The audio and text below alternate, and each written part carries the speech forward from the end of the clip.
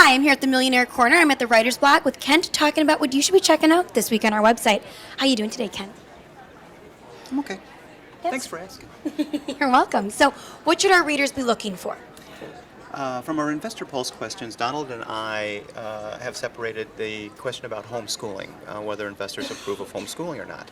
And overall, 56% of investors did not approve of homeschooling. So it's not about a 50-50 split.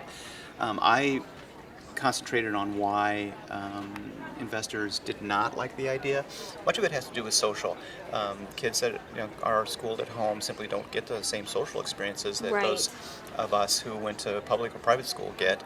Other investors complained about the quality of the education. You really don't know, although homeschooling children eventually do have to take some sort of GED to get a diploma. They have to get a high school diploma at some point. There is some question as to the quality of the education that you receive from your parents, and also a lot of times parents' political points of view or whatever might be instilled in them from their education, and so some investors complained about that. Okay. Another story that we have from our second quarter study was about smartphone usage, and I wrote a story about what people are using their smartphones for outside of texting and emailing and that sort of thing.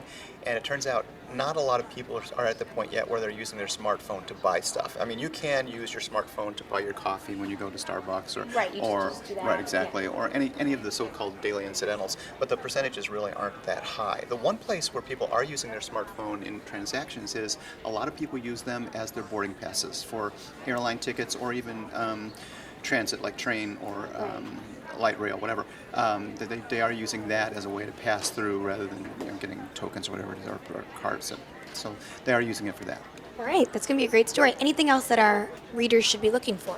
This is really good news for anybody who sent their kids to college. It turns out research shows that people who have college-educated children live longer. Now, the researchers aren't exactly sure why. The possible suggestions is that when your kids go to school, they learn more about healthy lifestyles and they come back to you and say, hey, Dad, Mom, quit smoking, get out, do something. Whereas kids that are perhaps don't go to college and go straight into the workplace simply don't have time to worry about their parents' education or health care. But the numbers are rather high in terms of percentages of people. The life expectancy of a person whose kids don't go to college is simply shorter than the life expectancy of parents whose kids do go to college. So send your kids to college and you'll live longer. It's going to be a great story. How you doing today, Donald? I am frustrated. Why? I am frustrated. So I was all set to watch Sharknado 2. You didn't watch it? On Wednesday night, I was all set, but something came up, couldn't watch it. I DVR'd it. Okay. Sat down last night, make it all the way through, but at the very, very end, the DVR runs out. So if there's a final twist, if there's a Sharknado 3, I don't know.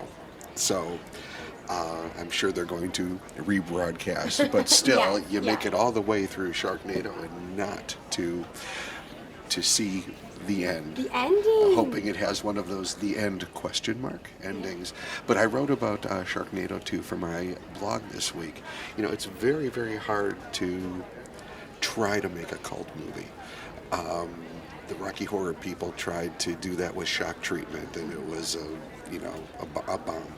But Sharknado has done it. It's become a cultural phenomenon. I write about that. The first one, the very first broadcast, only got something like 1.4 million viewers. Okay. So, which they still thought was good. but social media just kicked it up a notch. And by the time of the third broadcast, it was like double that. And then the Sharknado 2 got something over 4 million viewers. It's their highest ranked movie ever. I don't know whether to cheer or cry at that, but that's what the blog's about this week. All right. So what else we got going on, Donald? Well, I'll tell you.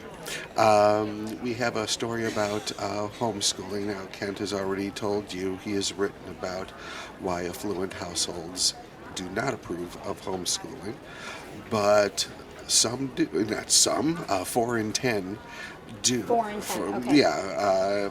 For several reasons, and we talk about what the benefits are and who most approves. Now, while 4 in 10 of affluent investors overall, there are certain segments of the affluent population who have taken homeschooling to heart and for whom it really makes the grade.